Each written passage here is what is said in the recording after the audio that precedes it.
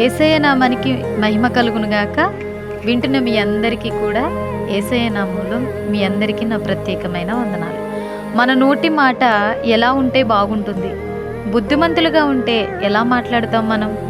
అసలు బుద్ధిమంతులు ఎలా మాట్లాడతారు? వాక్యాన్ని ఆధారం చేసుకుని చూద్దాం రండి.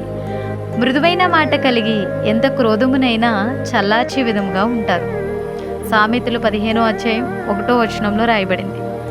వారి నీతిమంతులుగా ఉంటూ కళ్ళలాడే మాట తీరు కలిగిన వారిని చూచినప్పుడు వారు ఆ మాటలను అంగీకరించలేరు, ఆ మాటలలో పాలిభాగస్తులుగా ఉండలేరు.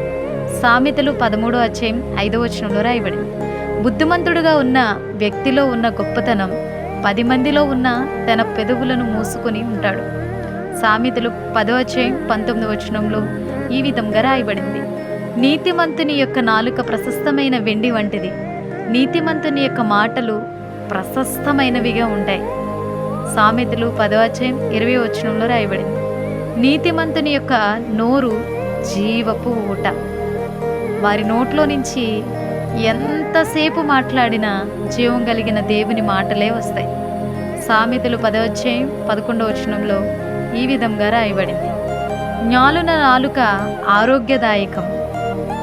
జ్ఞానులు మాట్లాడే విధానం ఎలా ఉంటుందంటే వారి నోటి నుంచి వచ్చే ప్రతి మాట అనారోగ్యంగా ఉన్న వ్యక్తిని ఆరోగ్యవంతునిగా మార్చేస్తాయి. అంత శక్తివంతంగా ఉంటాయి. సామెతలు 12వ అధ్యాయం 18వ వచనంలో ఈ విధంగా రాయబడింది.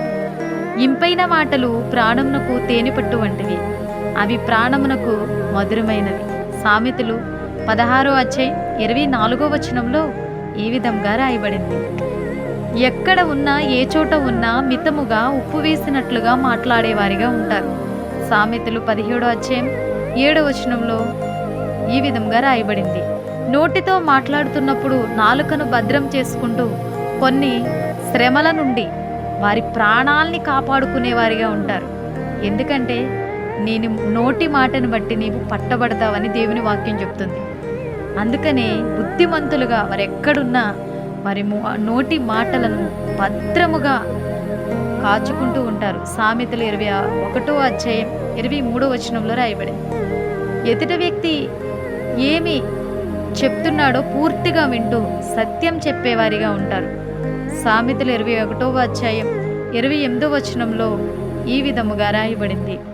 ఎదుటివారి మేలును కోరి ప్రేమించేవారు కొన్నిసార్లు గాయపరిచే మాటలు మాట్లాడినా ఆ మాటలతో వారి మనస్సును సరిచేయగలుగుతారు. కానీ పగవాడు లెక్కలేని ముద్దులు పెడతాడు.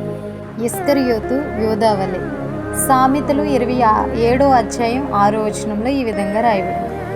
లోపల ప్రేమను ఉంచుకొని బహిరంగంగా గద్దించేవారిగా ఉంటారు. సామెతలు 27వ అధ్యాయం 5వ వచనం. ఒక వ్యక్తి పాడైపోతుంటే చూస్తూ ఉండలేరండి మంచి హృదయం కలిగిన వారు. ఎవరిని అయినా పక్షపాతం లేకుండా న్యాయముగా మాట్లాడే తీరును కలిగి ఉంటారు. సామెతలు 29వ అధ్యాయం 9వ వచనంలో ఈ విధంగా రాయబడింది. వారు నోరు తెరిచి మాట్లాడే ప్రతి మాట జ్ఞానముగా ఉంటుంది. సామెతలు 31వ అధ్యాయం 26వ వచనంలో ఈ విధముగా రాయబడింది. కావున మనము కూడా బుద్ధిమంతుల వలె ఇటువంటి మాట తీరు కలిగి ముందుకు వెళ్ళగలిగితే ప్రభువు మనలను బట్టి ఆయన ఎంతో సంతోషించేవారిగా ఉంటారు. ఈ మాటలు మీ హృదయంలో ఫలింపచేయునుగాక. ఈ వాక్యము, ఈ యొక్క దేవుని యొక్క లేఖనాలు మీ హృదయాన్ని దర్శించినట్లయితే దేవునికి మహిమ కలుగునుగాక అని కామెంట్ సెక్షన్లో పెట్టండి. అందరికీ ప్రైజ్ ది లార్డ్.